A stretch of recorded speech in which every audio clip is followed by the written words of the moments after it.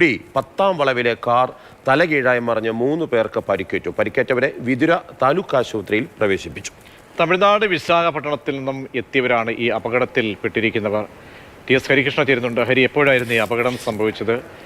പരിക്കേറ്റ ആളുകളുടെയൊക്കെ തന്നെ ആരോഗ്യനില സംബന്ധിച്ചുള്ള കാര്യങ്ങൾ, വിവരങ്ങൾ.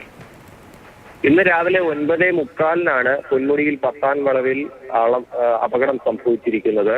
കാറ് ആ വളവ് തിരിയുന്നതിനിടെ തലകീഴായി മറിയുകയായിരുന്നു. വാഹനത്തിൽ 4 പേരുണ്ടായിരുന്നു.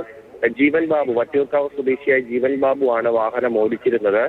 വിനോദസഞ്ചാരത്തിനായി തമിഴ്നാട് വിശാഖപട്ടണത്തിനെത്തിയ സംഘമാണ് മറ്റു 3 പേർ. ഇക്മാൻ, ഹഫാന ബീവി, മുഹമ്മദ് റിഹാർ എന്നാണ് ഈ പരിക്കേറ്റ 3 പേരുടെ പേരുകൾ. ഇതിൽ ഹഫാന ബീവിയെയും മകൻ മുഹമ്മദ് റിഹാനെയും തിരുവനന്തപുരം മെഡിക്കൽ കോളേജ് ആശുപത്രിയിലേക്ക് കൊണ്ടുപോയി.